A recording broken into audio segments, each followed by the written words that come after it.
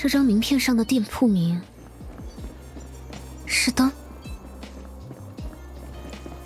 这家店不会就是灯组织的变体吧？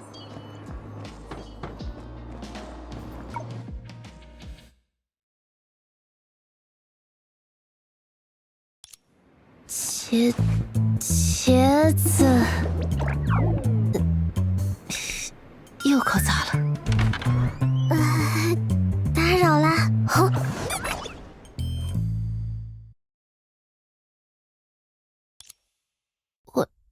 欢迎光临笔店，我是灯的老板沙弗莱，3位请进。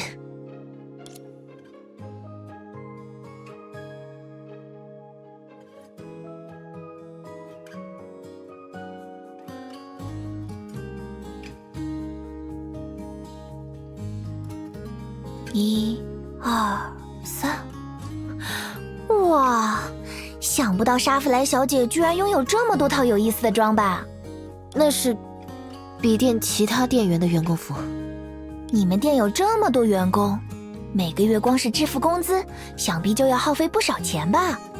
这是本店的机密事项，我不方便透露，抱歉。丽塔，你不要总是问一些很冒犯别人的问题。好。对了，桌上这些很漂亮的糖果，我可以吃吗？你都知道他爱吃，为什么还……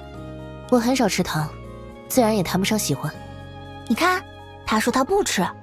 虽说不吃，但这也不是拿来招待3位的糖果，这是别人不久前送给我的礼物。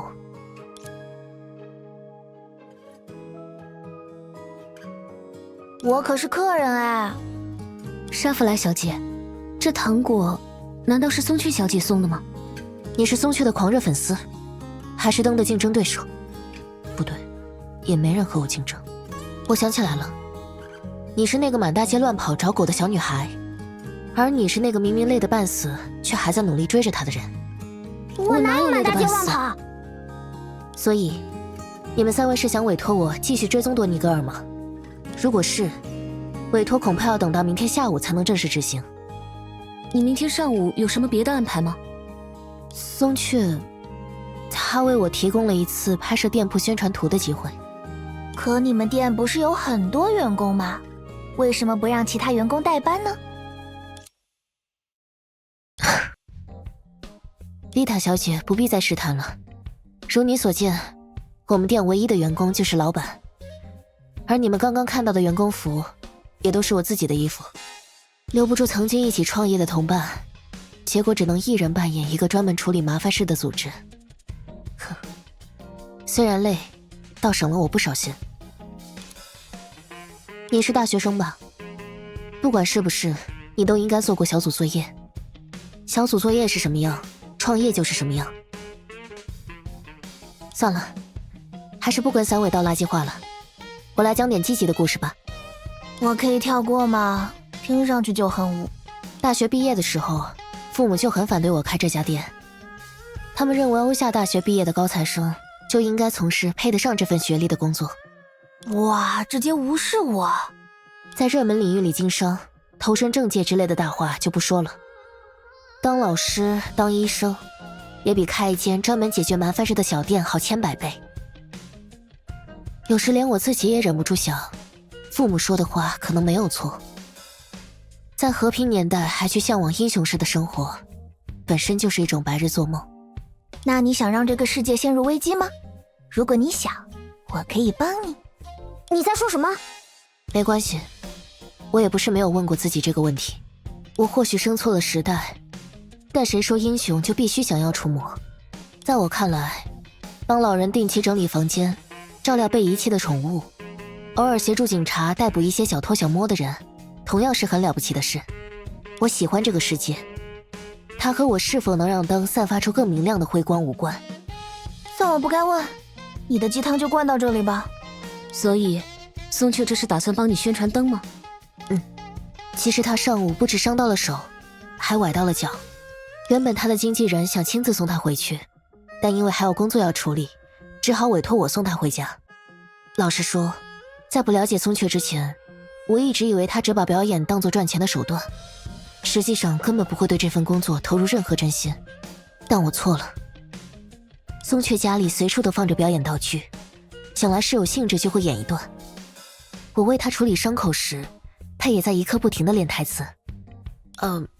我没有佩服他的意思，这是演员的基本素养。毕竟星星公主的第100场公演马上就要到了，任谁也不可能闲得下来。我只是对他有所改观了而已。不是佩服，也不是改观，你现在根本就是喜欢他吧，小粉丝。比起委托费，他更愿意从细微的地方给予一个人回报。就算他说这是经纪人教的，我也做不到听而不闻。那你就光对我听而不闻。既然你做不到听而不闻，不如把对松雀的感激当面表达出来。我会考虑你的建议。不过对我而言，目前最重要的还是赶紧找到拍照的诀窍。1小时是1小时的钱，在这种地方欠他人情，我要给他当多久私人保镖才抵得回来啊？拍照片这种事情，德丽莎小姐最擅长，我想她一定很乐意帮你。是啊，拍照这种事，我们中也只有你可以依靠了。你们俩能不能别给我上这么大压力？我可从没说过我擅长吧。奇迹之力化为星辰，光之魔法汇聚无心，把一切尘埃净化掉吧。好闪耀的笑容，好优雅的姿态，这也是主教的特殊能力。我看过很多场职业偶像的演出，身边又有最专业的女仆，只模仿外在，还不是轻轻松松？德丽莎小姐，请赐教。莎弗莱小姐，演戏要求演员进入什么样的情境，就拿出什么样的状态，拍照却不尽然。事实上，你根本不会因为家政方面的委托，就让自己完全变成一位女仆。穿上对应的工作服，也只是你对职业的尊重，又或是一种简单的仪式感。和松雀不同，你的工作就是你的生活，所以不管穿上什么样的衣服，你都在扮演你自己。这恐怕也是你一开始不喜欢松雀的原因。所以，我要传授给你的拍照技巧，就是放弃技巧。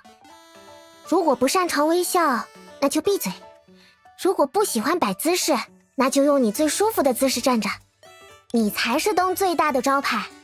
如果连你都不再是你了，灯又怎么能照亮别人呢？我明白了，谢谢。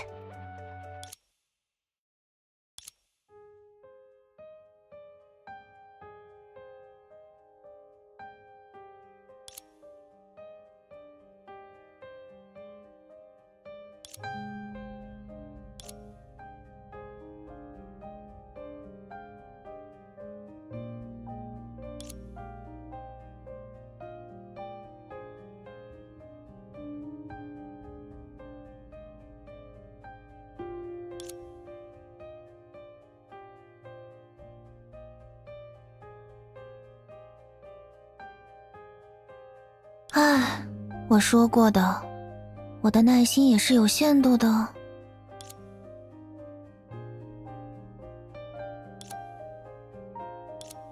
哼，我找